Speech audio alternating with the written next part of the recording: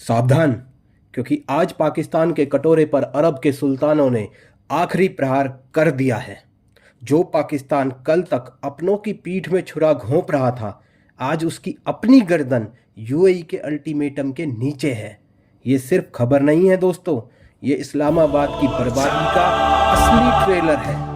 आप खुद अपनी स्क्रीन पर देखिए, यूएई की सरकार ने पाकिस्तान को वो डेडलाइन दे दी है जिससे पूरे इस्लामाबाद में हड़कंप मच गया है।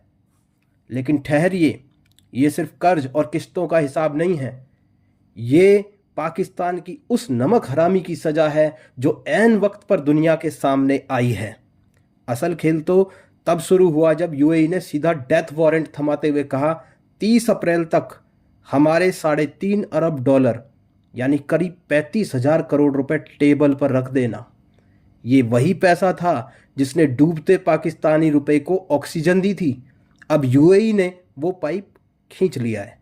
अगर ये पैसा इस महीने के अंत तक वापस नहीं हुआ तो पाकिस्तान में नोट रद्दी के भाव बिकेंगे और वहां 1 किलो सब्जी खरीदने के लिए भी कट्टे भरकर नोट ले जाने पड़ेंगे। अभी यूएई की इस चोट से पाकिस्तान संभला भी नहीं था कि अरब की जमीन से एक और जोरदार लात उस पर पड़ी, और ये लात सऊदी अरब ने मारी। उसने भी पाकिस्तान के लिए तलवारें खींच ली हैं और साफ कह दिया है कि हमारे $6.3 अरब यानी कि 60,000 करोड़ रुपए अभी के अभी निकालो।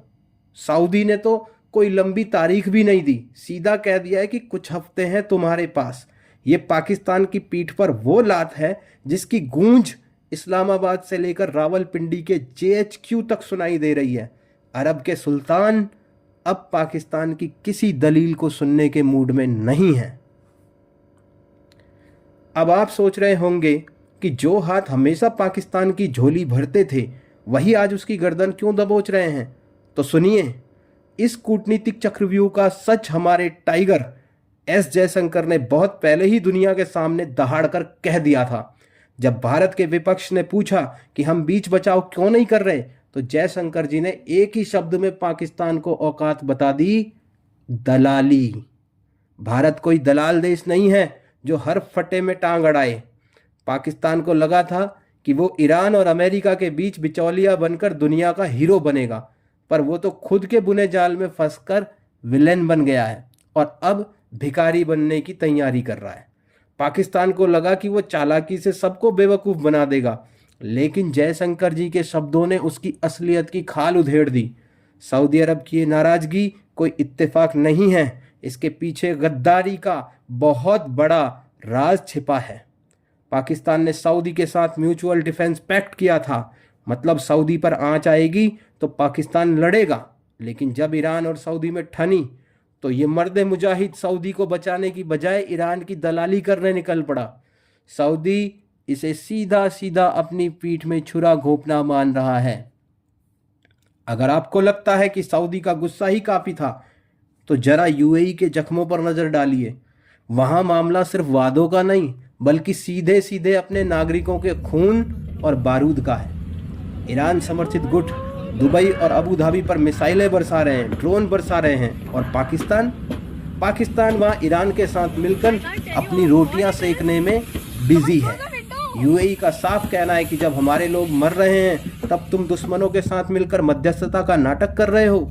इसलिए अब अरब देशों ने पाकिस्तान की आर्थिक गर्दन को पूरी ताकत से दबाने का फैसला कर लिया है। ये वो लकीर है जो एक शेर और गीदड़ की सोच के बीच खींची हुई है।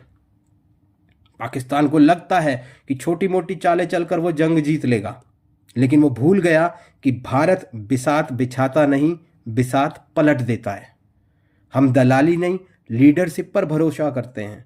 तभी तो फील्ड मार्शल सैम मानेकशॉ ने दहाड़ कर कहा था, पाकिस्तान छोटी लड़ाइयाँ जीत सकता है पर भारत पूरा युद्ध जीतता है। पाकिस्तान जल्दबाजी में अपनी कब्र खुद खोद चुका है और अब उसे दफनाने की तैयारी अरब देश ही कर रहे हैं।